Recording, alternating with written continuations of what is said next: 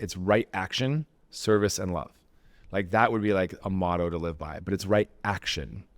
These are not like things you just like think. You get off your ass, you're like, you see someone like hungry, you see someone struggling, you are the help. Welcome to the Stay Grounded podcast. I'm your host, Raj, co-founder at Liberate, and it's my mission to help you become the most grounded, loving, and authentic version of yourself that you can be.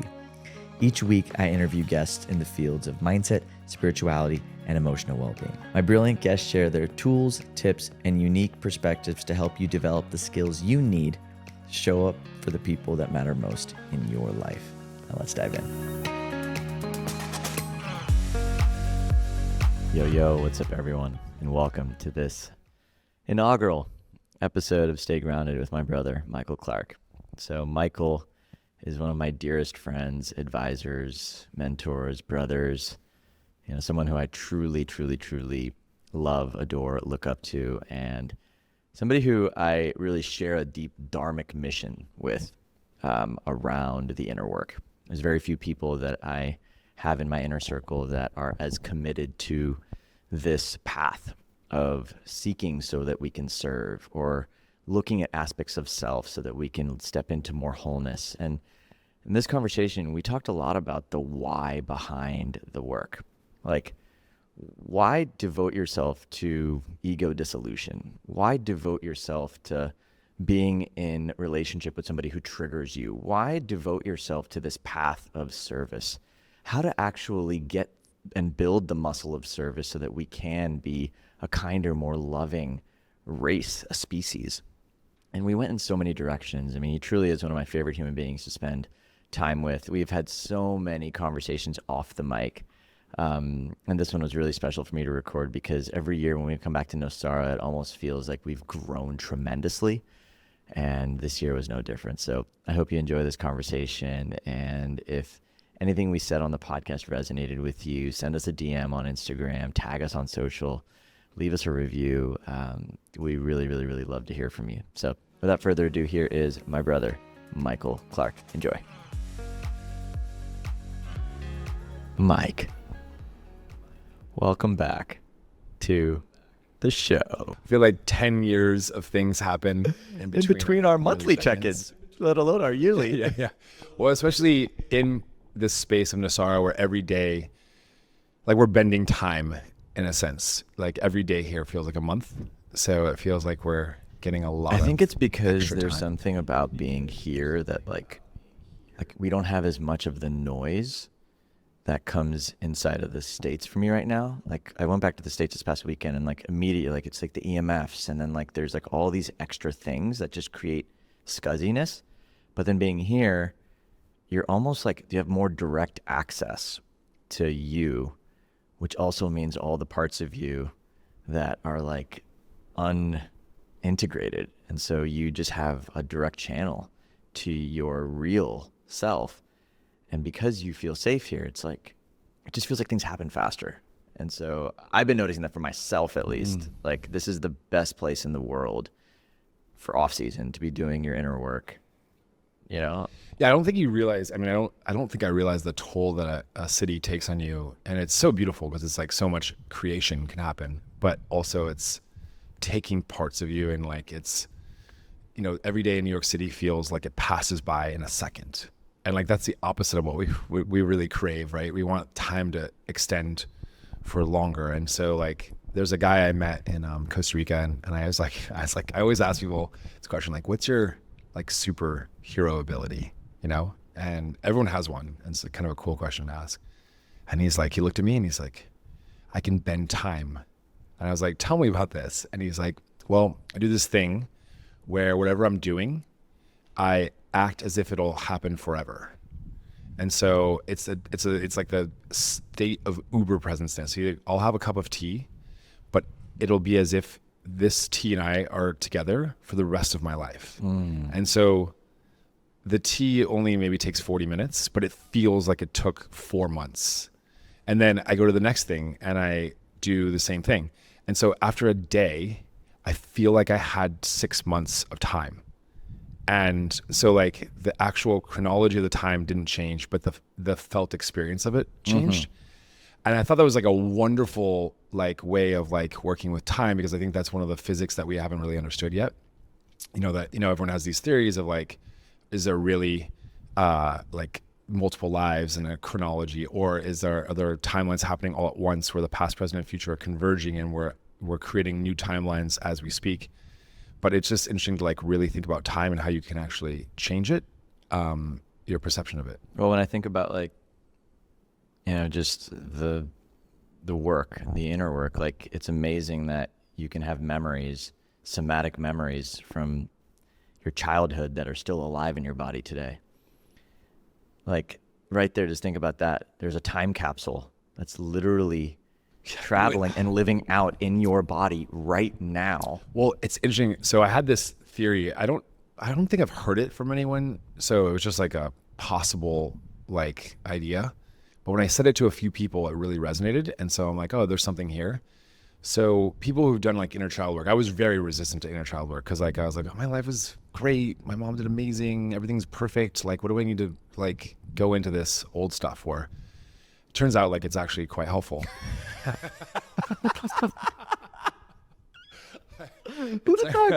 It turns out that all the strengths that I did create, there was its corresponding weakness. And the weakness was not feeling. And the weakness was not like actually, feeling into like the depth of life, because in order to get past some of the things of childhood, you develop strength and you like don't feel. And so anyway, finally there was a friend of ours that we know, she like recommended inner child work, and I was just like, I don't fucking need that bullshit stuff. That was the first thing I said. It was like really like angry. Oh, too. defensive. Yeah. And it was like clearly because I needed it, that like my identity was like rude about it. It wasn't like, oh no, I'm not interested. No, thank you. I was like, get that away from me, So then I did it. And what was interesting about it was when you like tap into this place and it's very vulnerable. It's like, I don't need to like go back to my 7-year-old self. I'm fine. Like you go back to it and like say there's like an event. Like I remember like there's an event like a bullied at school and whatever. And you go back to that place and then you feel that feeling, and then you go be with it and you feel where it is in your body, and you feel like, oh, it's like here, and there's like this energy there, and then you go and you provide this like soothing, like, hey, I'm okay now, like everything worked out, you're like all good. But here's the part that was about the time travel thing. When I think back to when I was like 8 and that event occurred, I now remember there was a voice saying it's all going to be okay. And so was it actually me from the future? And was that the interactive healing, like time travel thing? That's a shiver up my spine when you said that. Where like actually that voice that gets you through that moment was actually your future self coming back. So this is the part that I think is really interesting. I can also relate this to like another theory. And these are all theories that are just like alive about what UAPs are and what plasma phenomena is. And like, it's possible that it's actually just us from the future. And like aliens are not actually aliens. They're actually just our future selves communicating with us. Anyway, that's like a whole nother there's a lot of rabbit holes here, which is why I love hanging out with you, because it's literally any direction. But I think that's really powerful to come back into the notion that we are our greatest healers. Like even what you just mentioned, like the voice you needed in that moment as a child was actually your own voice.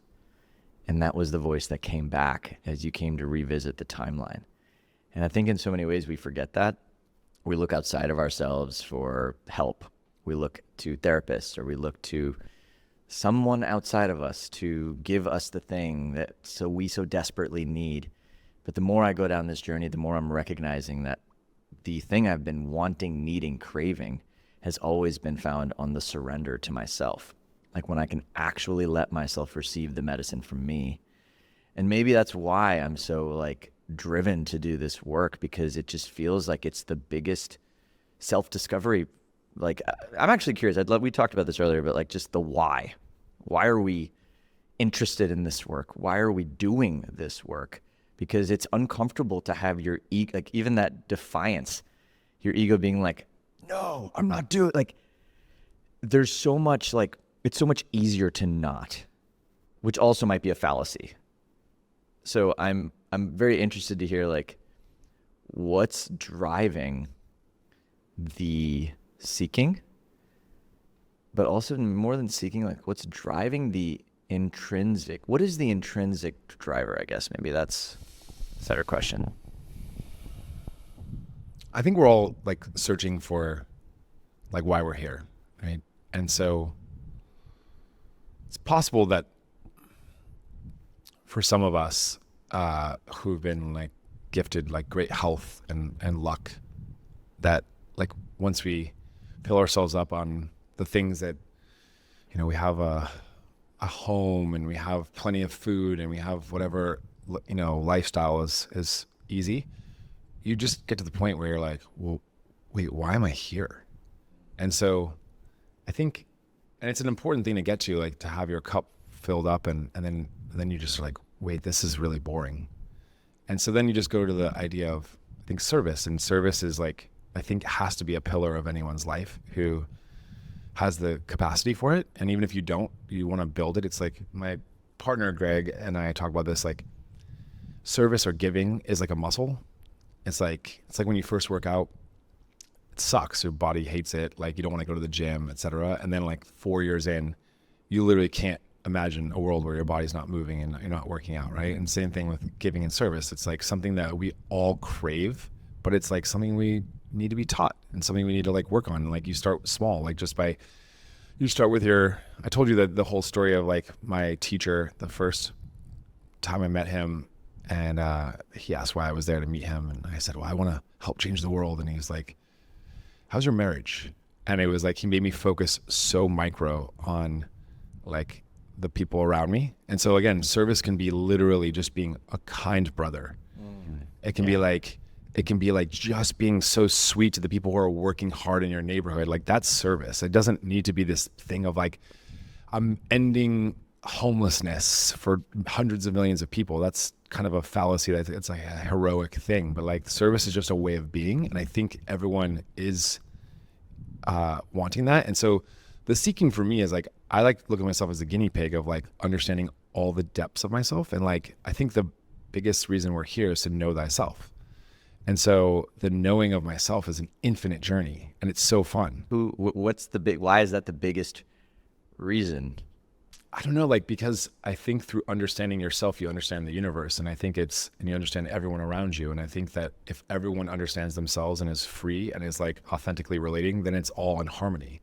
It's when we don't understand ourselves that we're leaky and we like have these like emotions and we're driven by greed and fear and you know, and so it's because we don't know ourselves. We don't know what's behind that. But when we're actually knowing ourselves fully, every human is incredible. Every human is full of love. Every human is the most amazing person you've ever met. They just don't know themselves yet, and they haven't gone to the core essence of themselves. And so like when I say know thyself, because thyself is gorgeous. Like everyone's a beautiful human being. They're just on a different timetable for when they can like totally evoke their true essence. And everyone's got a different story and different, you know, traumas and different healings and different ways of being. But at the end, the core root is like a beautiful, loving human being. Yeah, I mean, the interconnected nature of each one of us, right? Like the God in me sees the God in you. And like there's this coming back home that I find with this journey of knowing self that I think is at the root foundation of, if I even think about what the world needs, like forget like what each of us are here to do. It's like at the core of it, I feel like the more we disconnect from each other, the more we're disconnected from our planet. The more we're disconnected from our planet, the more we're disconnected from reality. And the more we're disconnected from reality, the more we swim in suffering. Totally. It's like, and we feel like we're alone. We feel like no one gets us. And like, it's all this. Yeah. And it's interesting. Like even like my teacher, like it was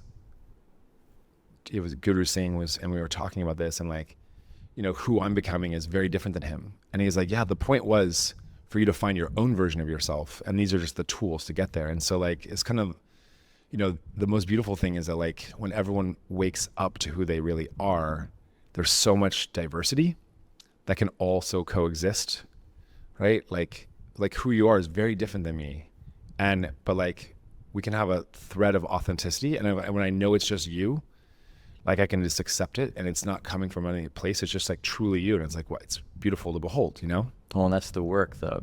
Like we were just talking about this, like the work is to be able to love others as they are, and the only way to do that is to love yourself as you are. Because if there's something within me that I don't love, when I see it in you, I'm inherently going to judge it, criticize it, pick on it. But ultimately, we're all just mirrors. We're walking around in a hall of mirrors. And so the hardest thing to do is to actually find the person that you have the hardest time loving and love them as they are. Not to excuse bad behavior, not to excuse abuse or anything of the sorts, but to practice that is the journey of knowing. Because if you actually knew thyself, and if you knew the beauty of these parts within you, you could love them in another. Well, I have this quote came to me that I've been like really loving recently. And it was, follow your triggers and attractions. They're a treasure map for your soul. And ooh, nice. But there's this paradoxical point of being an observer and being in the moment and dancing between the two, which allows you to actually like find it funny when you're in a trigger. Like it's like there's like curiosity where like someone really annoys you, and then you're like, oh, that's interesting. Why are they annoying me? Like, and it gets into this thing. And so these triggers are like this beautiful information for a part of you that never got like evaluated. And so these people, like for instance, like you might, with me and you, we might not have very many triggers. Like we just don't. And so you're not quite useful for my learning. Whereas like someone else who I find completely just like, they're like giving me such good information. And so like then you get into this idea of like, thank you for showing me something I didn't know about myself, right? And then attraction's the same way. So I look at like the triggers as like stuff that's holding us back, that's like bound energy, like this is your work, right?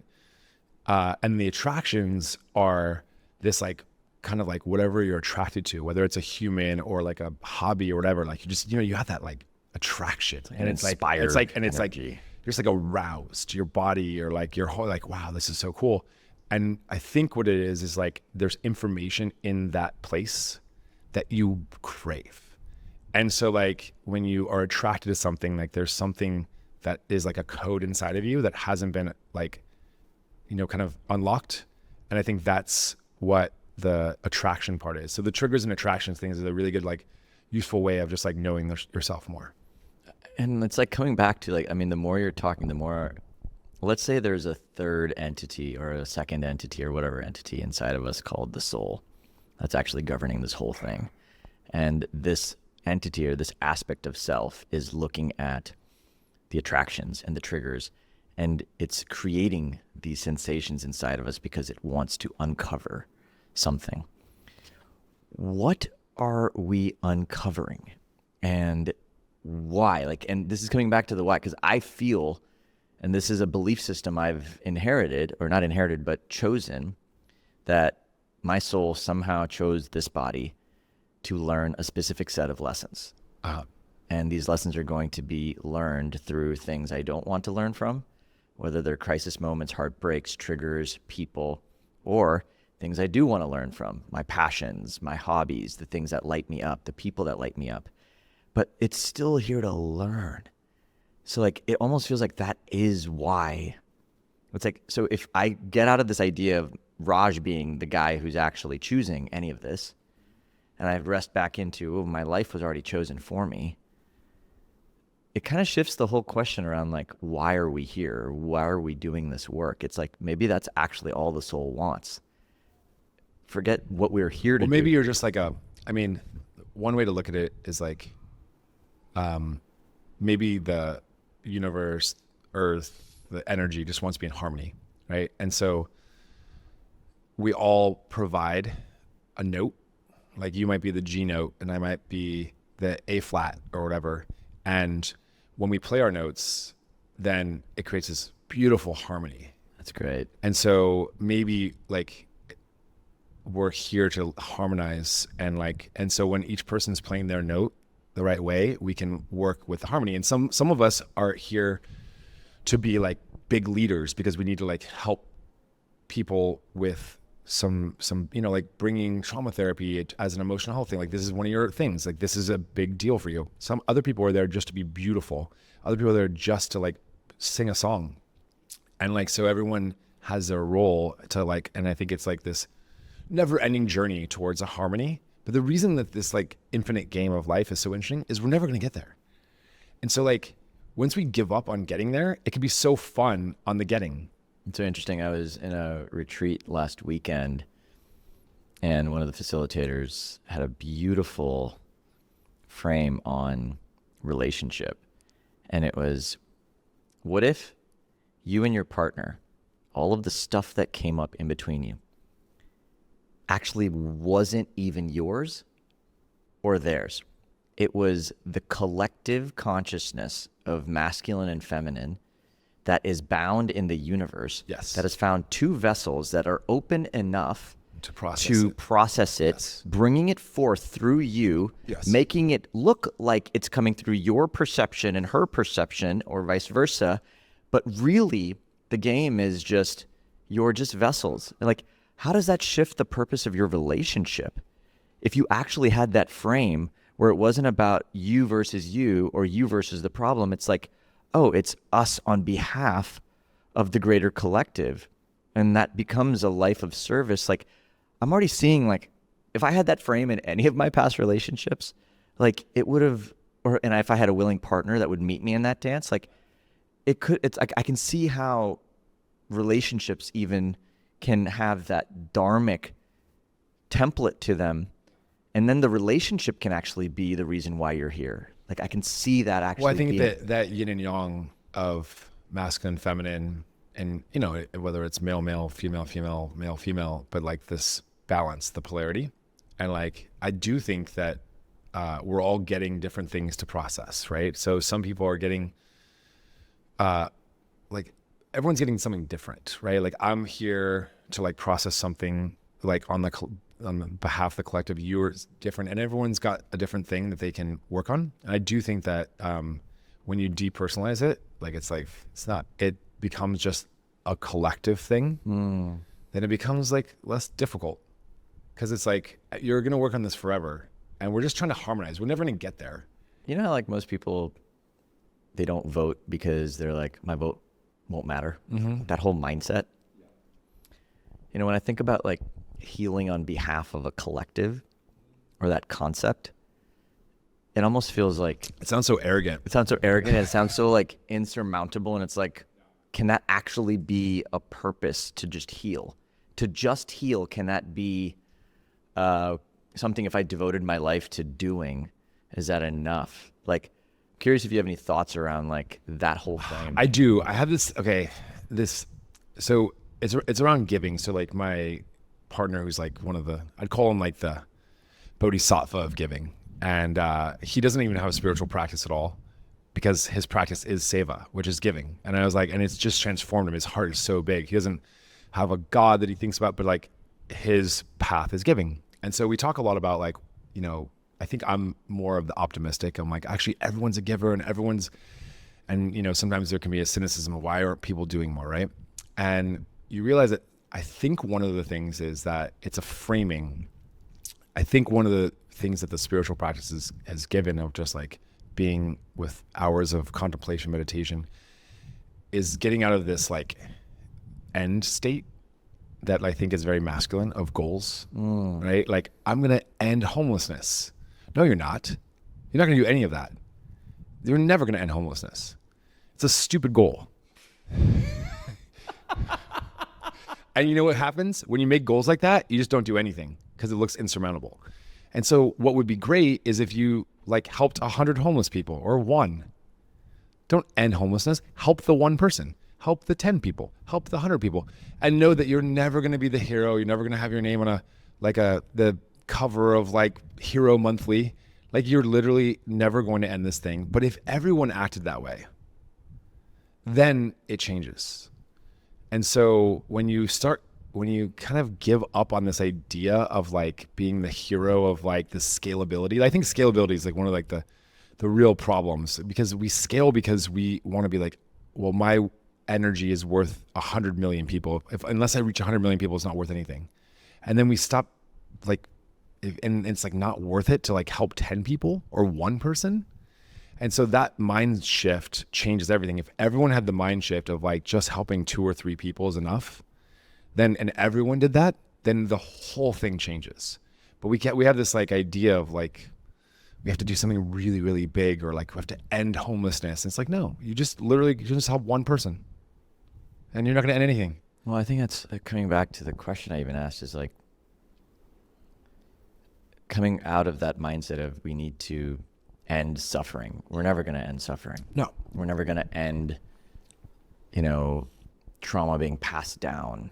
Like this whole idea of like, I'm appreciating what you're sharing, because if you just take effort to become a kinder human being and to imprint that kindness on 100 people in your life, and you inspired those 100 people to do the same, that is the collective impact that actually changes the conversation. Also, if we ended all this, we're ready to die. And I think like, if you actually solve all the things, the game's over. And so the game, I think, is made to always have a new level. And like, it's actually really cool.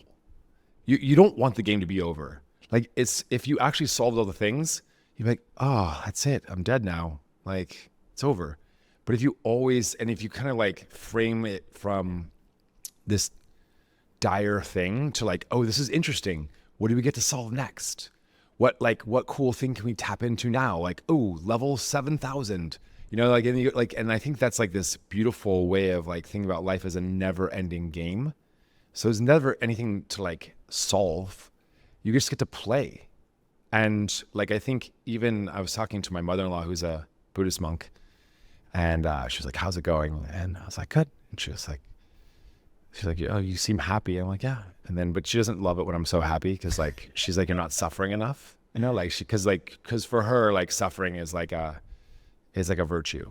It's like you actually pray for more suffering, because the more suffering you get, the more learning you get, and the more like rich your life is. And so I said to her, like, kind of half joking, I was like, well, I'm learning to enjoy the suffering and laugh about it a little bit more. And I go, but I'm still suffering. I'm just having a different relationship with it, And I think that is like a cool thing of like, because there's so many strong people who just like have really tough lives, but they don't like wallow in it. And, that's a choice, but like some people have really, really tough lives and it's impossible. And that's why it's important for us to help provide a little support for those people, to get them into a place to even be able to like have this frame of reference. It's such a lucky thing to be able to have this frame. And I think it's like part of the reason we do this is like, if we can actually enjoy and be like full of love and happiness, like then we can help. You can't help until you're there. Like, it's like not very helpful to be like a martyr, or like, this like. And that's important to really capture, because like, if you're not, this whole like chop my head off to save 3 more like thing, I feel like that's actually a paradigm that isn't fully, well, okay. I'm actually curious about this with you, because like service, right? Like, just because you don't have much doesn't mean you can't serve, right? You can do a lot with what you have, but what's the balance of like sacrificing self versus like how do you actually learn to dance that line of like giving when it might be a stretch to give versus giving out of self-abandonment? Err on the side of giving when you don't have enough, and then figuring out how to fill your cup up. So like, I'll take an example. So we do a bunch of work with, it's like amazing. They're the most amazing human beings of all time. There's these social workers called Friends of Karen, and they're out of New York City, and they basically help kids, families, kids get cancer, and like it's a 5-year battle, and it'll bankrupt any family. Doesn't matter how you started off, like you're pretty much gonna be bankrupted because one parent's gonna drop out. And so these women come in, they're like angels. They basically attach to your family, and they help you through the entire like 3 to 5 year period of like helping with the sibling and getting them extra classes, like helping them with navigate all the, the Medicare and Medicaid and all the different things, right? And then also like working with donors like us to like help fill in gaps. But I went to their Christmas party and I was like, wow, these women literally, they gave everything they have. They don't make a lot of money. They don't have time for their own health, and I was just like, and so we were looking at them, we're like, wow, but they like are so full of life.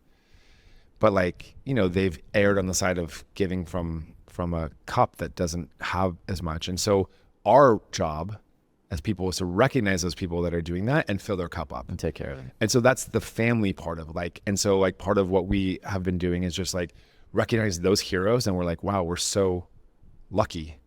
And how can we support you? You're the hero. Like, how do we like give you support while you're doing this work? And so I think part of it is like, so I'd err on the side of going from an empty cup and then hoping that other people recognize it and help fill. Well, it's like you're following your heart. Yeah. Right. Like if you start from a place that's selfish, yeah, it's almost like learning selfishness later on in life. It's easier. I think learning selfishness is easier once you've built the selflessness muscle. Yeah. Because the opposite, I think, is it's way harder. It's way harder, and it's not as.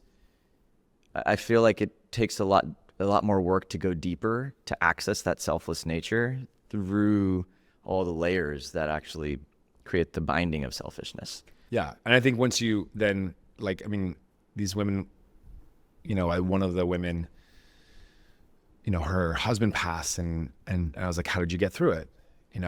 And she's young and she's like, honestly, I'm working with the most beautiful children, helping their families. And so it's made it so easy for me.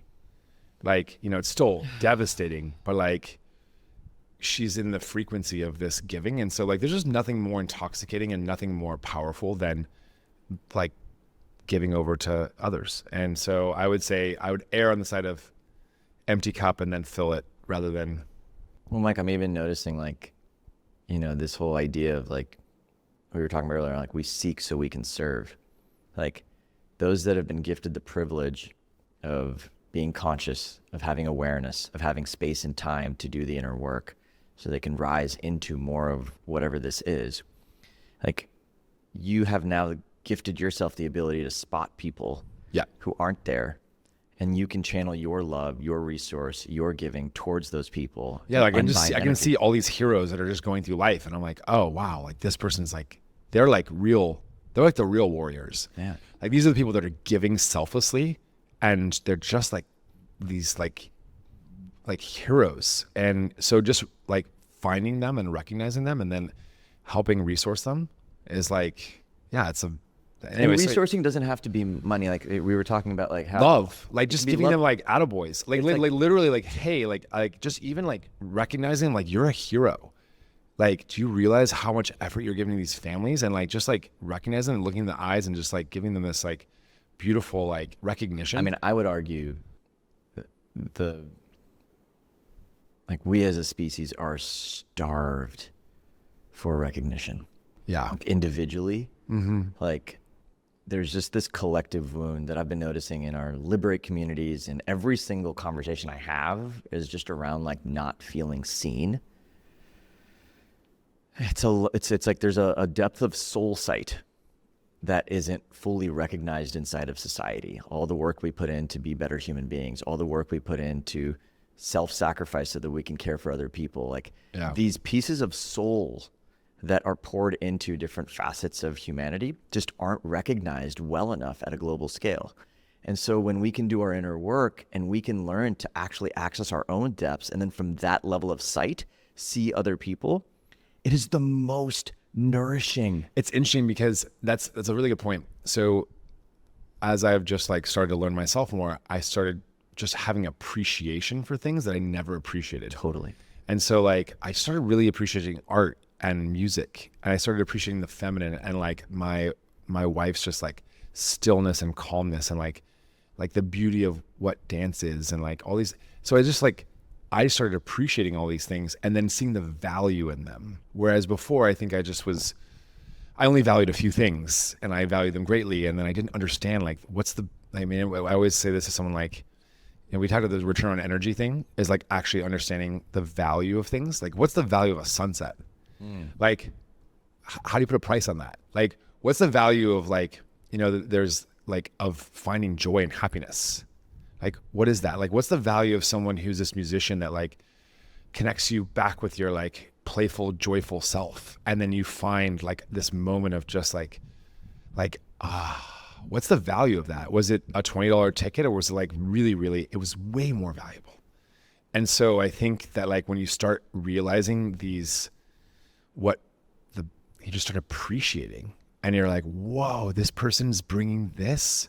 And then you just like, you both with actual compensation and just like value, but also just recognition of like, thank you so much. Well, I think that's the piece of like, there's a humility that's found when we come back home, like at a soul level, and we start to appreciate these unique gifts in different people.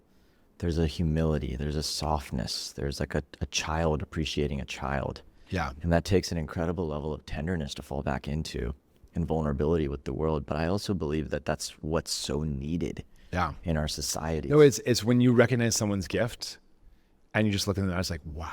Yeah. Thank you. And it's like, and then people are like, oh, you get me. Like, you get what I'm trying to do. Like, and it's like, and I think it's really healing for like when someone's bringing their gift and whatever it is, it could be like dance or art or whatever. And you're like, oh, I see it. I see how like important this is. And it's like, and that just like fuels a lot of more creativity.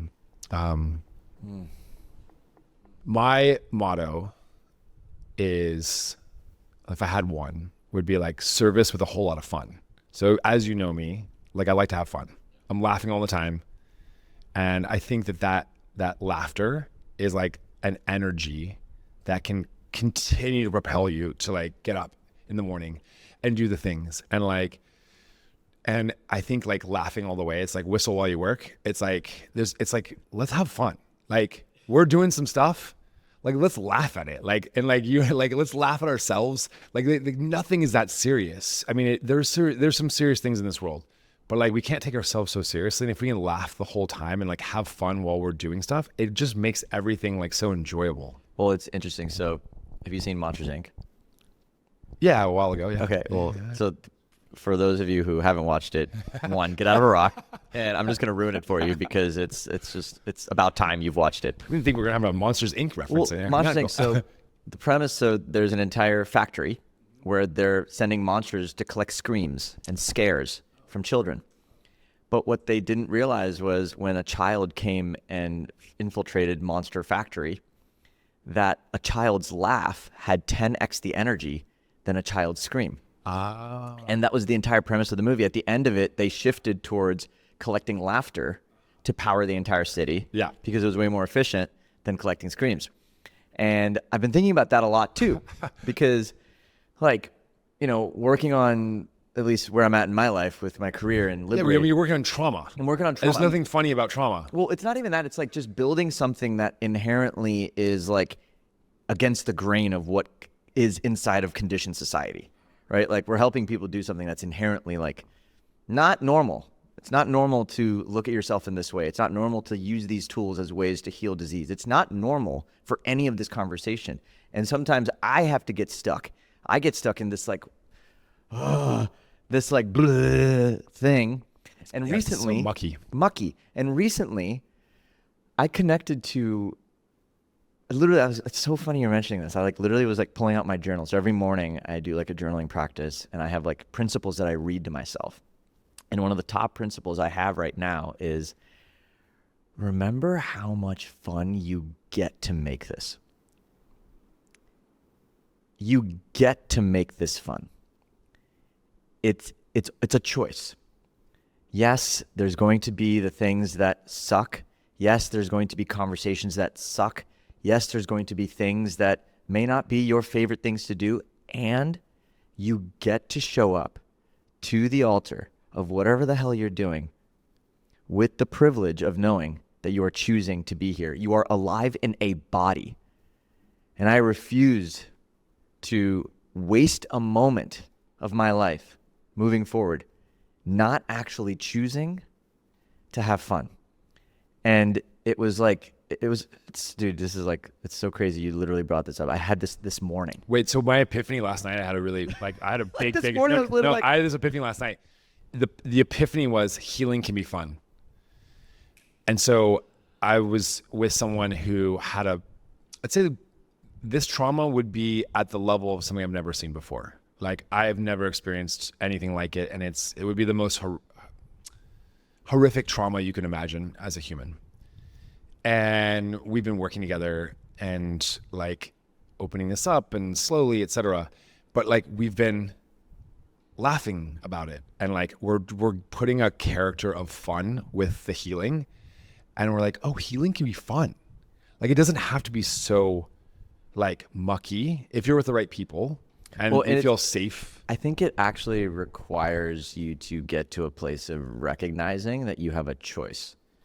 Yeah. Like, I think that's the piece that had to shift for me, because until I got to a place of realizing that, okay, I'm having this experience and I can choose to see it through that lens, or I can choose to see it through a different lens.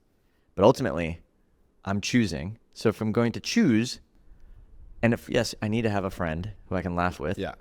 But there's that like inherent choice to be like, okay, like, well, if you choose, most likely you'll magnetize the friends to do it with. So it's like, it's actually like that. It's the choice first, and then the things will surround to provide like it'll just happen. And so it's the choice first.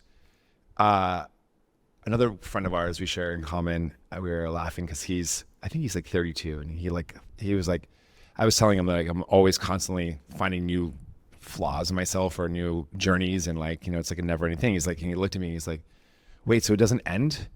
And like, he thought maybe he'd get to my level, and like, you know, I look, you know, I have a beautiful family, and I feel, you know, I was like, no, I'm literally learning things about myself every day that I had no idea about. And he goes, it never ends? I'm like, no, but I asked for this. And he goes, it's not happening like at me, it's happening for me.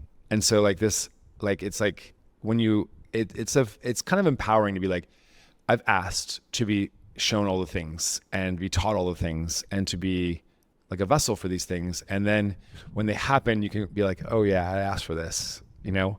And it's just a different frame, you know? And it's like, and then you can get through anything because you know that like, okay, it's like when you're traveling, like, okay, I have no hotel. Oh, I'm like, you know, like I'm sleeping on the street tonight. Oh, my car broke down. And like, you just literally can get through anything because you're like, oh, what funny thing is this teaching me now? And it's a really beautiful way to get through life.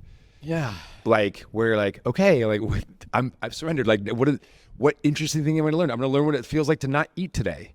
Like, okay, like what will that feel like? You know, like, and it's empowering. It's empowering. It's an empowering frame on being alive that I think is more accessible than most tools on the planet, which is why I get excited about like that. Because if you can empower people to remember that we actually chose this experience and get out of this, like, okay, actually, this also feels like a tool of the privilege. Yeah. In some ways, right? Yeah. Like, No, this is totally spicy territory, because how could one say that person chose this suffering life, you know, like the war-torn countries, etc. And so this like philosophy isn't particularly useful for them. But the philosophy is useful for the others that can, so that they can jump in. So I have this like, this is the thing. All this like talk stuff is bullshit. So like all this like kumbaya and like I'm so good and I just pray all day and like it's fucking bullshit.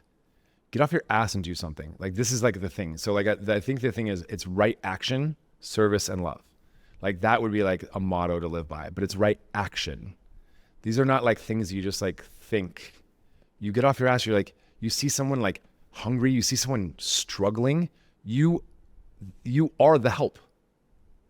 You are the thing. Get like, and this is what we need to get into right now is like, so like everyone's, you know, I can understand why people are struggling because we're moving into this governmental shutdown thing and transitioning and all these things. But what it's showing us is that we're the ones to help. Yeah. We got to help our neighbors. Like the government or some big thing is not there to like do it for us. And so we have to get off our butts and do the thing one by one. And each of us are like, when we all do it together, that's how the things shift. There's not one big hero. There's not 10 big heroes, you know? We're all walking each other home, right? And this is where it comes back to like, love myself, know myself, so I can love my neighbor, know my neighbor. And they bring it right back to you. Right, that. And if you don't know how to serve, just serve through love. Well, the thing is, what I've learned in our giving process is like that we're getting like, it's like this, there's a quote, I think it's, forget the pastor who told this to us, but he said, there's no non-needy people. And so the people who have resources need purpose. The people that are the heroes need energy and like support to drive their mission. And then there's people who need something that are on the ground, whether it's, you know, they're like going through a tough time. But the three groups need each other. And so it's not a hierarchy, it's a flat like symbiosis. Because the connection to the person that's the hero, and the hero getting to fulfill their like, you know, their dharma, it's all this wheel. And so like we're all together in this. And so that's what is so important, because you're getting that connection that you're creating. What just sparked in me? I was just talking about how this tool of recognizing you have a choice isn't something that's like a tool that, you know, somebody who's suffering can use. But I'm realizing in this moment that this conversation, my purpose in many ways through the many things that I'm doing is to speak directly to the people that do have the resources and the privilege to do this work. So they can actually be vessels of impact and service from a place of love. And so to me, it's like, I just realized that in this moment that like, we need to be telling as many people as possible that they have a choice to choose this reality. Like we are the creators of our reality. 100%. We may not have chosen this life because our souls chose this for a specific reason, but we can choose the way we perceive, and that perception is 100% in our control. I actually have a curiosity around God, because I think the more you kind of wake up and do this work, even my relationship to God is transformed and shifted and changed from this thing that was external to thing that's something internal and thing that I now see in others. And like, how does God play a role in your own journey? Like, is it something that actually has is it something that you connect with in your life? And is it something that's useful? And how? I personally do. And it's super useful for me. Whether it's real or not, kind of irrelevant, but it's useful. There's a lot of things that are true but not particularly useful, like non-duality. It's like true but not particularly useful. Like it's a great concept of like there's nothing bad and nothing wrong, but like it's not particularly useful sometimes in like societal.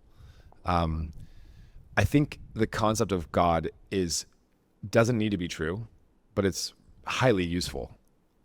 And so I think for me, I had this idea that like there's like a certain like order and rule to the universe that when you start tuning into what it is, you get to play within it a lot more freely. And so for me, it was that this concept of right action, love, and service. So if your like intention and is in that frequency, you get to experience a lot.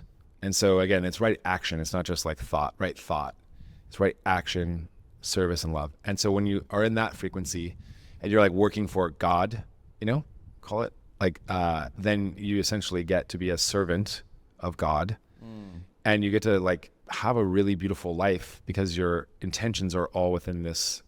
And then what happens is, and this is like just my own maybe like way of like managing myself and making myself happy all the time, is when you fall out of the intentions and you start like, we all do this. Like we start thinking we're bigger than we are. Like, we just kind of like lose our way. Like, there's, like I said, service is a whole lot of fun. If you have too much fun and you get out of balance, like there's that balance point. So you get righted. Yeah. And so there's another concept. So like if you fall out of the path of that, then you will get like kind of dropped a little bit. Well, it's a tool to bring you back into. To bring you back, yeah. And it could be like as small as like you get sick. It could be, as small as like, oh, like you lose your job, or like, they're like little things will start like just, kind of tweaking you. And so there's another like concept that I like that is a good framework for me, which is listen to the whispers before they become yells. And so like it's when you asked about like the journey of healing, etc., it's really not a choice. Like if you listen to the whispers, you can have a easier life. You just follow these little things. Like it's like a little bit like, I look at it on health, right? So like if you eat like a bad meal that's like unhealthy, you get indigestion, right? And so you should probably learn from that. Like don't eat that again, right? But over years you just bypass, and then you put on like 30 pounds, and then your joints start hurting, etc. So you're getting more information to stop doing that, but you're not listening. And then eventually 20 years in doing the same exact thing, the heart attack comes. So you could have listened to the whisper, which was the indigestion, and shifted course, and your life would have been much simpler. But because the yell was going to come, you just had to get like flattened by it. And so when you listen to the whispers, you actually get, I call it a more gentle navigation. And the whispers to you are God. The whispers are intuition, God, like just like there's like I feel like there's like a frequency that wants to be here. And when you tune into that frequency, it's pretty easy to make decisions.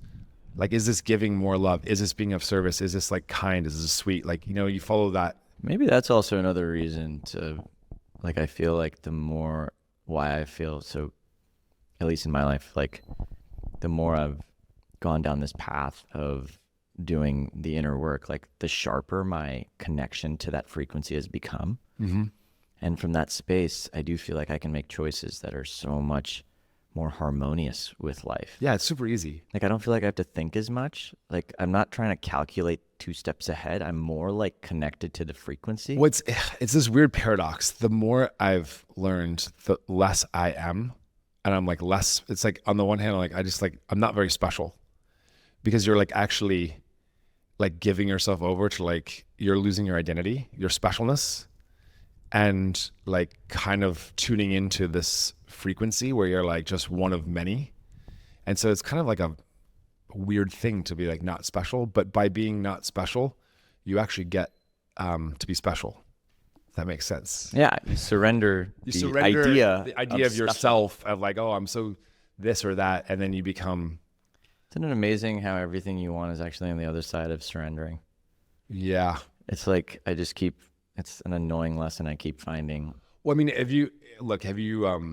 you're familiar with Kali, the goddess Kali, right? And so like, I think it's really cool, whether you believe in the Hindu traditions or the Vedantic traditions or not. I think it's super interesting that all the gods and goddesses, like the way I look at them and why they're useful is, was there really like a Kali? No, but like, I think it's a distinct energy. And so like, it's really hard to give like how do you describe energy?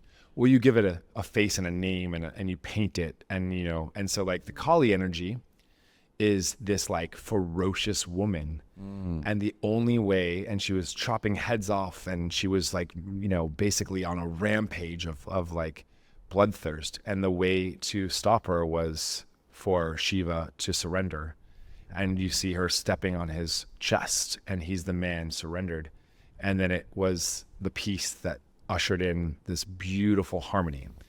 And so the male ability to surrender is like a vulnerable like thing, and is actually probably a path towards more power. Yes. Like, I'm like just thinking about this. I mean, the surrendering to the feminine is like, Mother Earth. Our mothers birthed us. they're so much more powerful than us. Well, it's the thing. And then it's we like pretended that they're not somehow. And then once we just like get over it and say, hey, they're actually more powerful than us, and we just like surrender into it. But it's not giving away our power like this feminist movement. It's actually like this like beautiful thing. And then we men can be the men that we are supposed to be, which is like the provider. Well, what's interesting is the more I let go, the more I access, I don't know what the word, everything. Like there's a strength in like even most recently I let go of something that I was very resistant to letting go. Right. And I was holding on to it for dear life in every way, shape, and form. And I'm now sitting 2 weeks after that decision, after having let go, allowing myself to let go and surrender and trust that God is just taking me in a path. And the depth of spaciousness, the depth of clarity, the depth of like trust in divine. There's no way I could have accessed all that. And all of that is power. All of that is like me getting out of my own way. Look, it's the paradox. So I tell this to people. There's a thing that happens. So the Buddhists believe this, where like there's this woman that we know. She's a friend of my mother-in-law's, and she keeps giving away all of her possessions, right, to like the helping the needy and the poor. She's like a true, monk. And every time she gives them away, she somehow they like tenfold comes back. Like she like gets a random inheritance from like a great grandmother she never knew, and then she keeps giving them away. And it's like this like crazy thing. But like, of course, she's not giving it away so that she can get more, because it's like the paradox. But she like paradoxically when you do this, you do get more, but you can't do it for that reason. No. So it's a weird, you have to have faith. That's it. And then this is like the hard, like, okay, like I'm just going to do this because it's right. And I don't know what's going to happen next, but it just feels good. And then honestly, things have a way of taking care of you. When you do the right thing, like it will come. I think that's like the ultimate thing. If just to capture in a time capsule in this conversation, it's like ultimately like if you just let go of the outcome, and if you just keep serving the moment, and if you just keep doing your best, and you keep offering your heart, and you keep just looking for the good, like looking for where you can do good, and where you can let go, and just access a little more faith, a little more kindness, a little more love, like somehow, some way, things are going to work out. And you may not, and I now have seen enough instances of that in my life, where I think 5 years ago I may not have, but now I'm like, oh wow, like this path of just letting go has brought me to a place of recognizing that I'm actually taken care of by something so much bigger than me. And that to me is the power. Well, that's where like it's the infinite. And then we all are interconnected, and we all have like, some people have extra financial resources. Some people have extra heart resources. Some people have a need, right? Like don't forget that givers have to have a place to give. And so what people who are like in need at the moment are providing this heart-centered connection, and then eventually they pay it back and once they're like going through their journey. And so it's a really beautiful symbiosis of like where we're like all interconnected, and we all like have our special gifts that we all share with each other. Mike, I love that like we have these time capsules.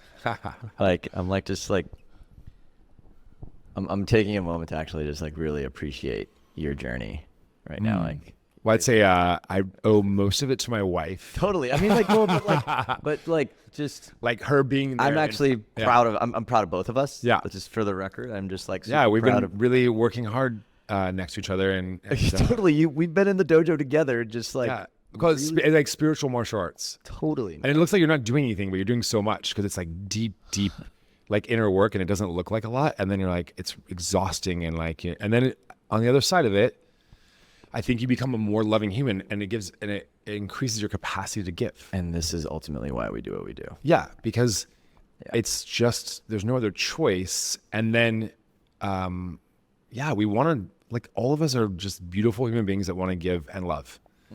And that's our birthright. And some of us, like, there are people ahead of us on the path that showed us the way. And then we're here, we're going to show away, but it's everyone's right. Everyone's the exact same.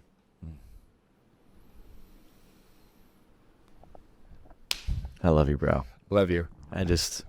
You're like my favorite fucking human to have the depth of these conversations with, because you are living the work.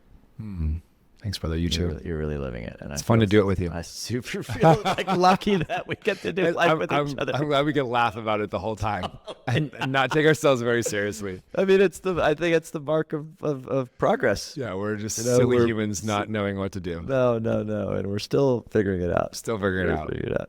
Yeah. Anyways, that's a wrap for this week's episode. I'm your host, Raj. This is your old friend, Michael, from us. Stay grounded. Thanks for tuning into this week's episode of Stay Grounded. No matter where you're from or what you're going through, I hope it helps you remember just how incredible you are and have always been. If you're on a path of emotional healing or self-discovery and would like to learn how Liberate can support your journey, head to www.rajana.com/liberate. That is LIBER8 to learn more about our current group programs and one-on-one offerings. I love you guys, and I'll see you next week.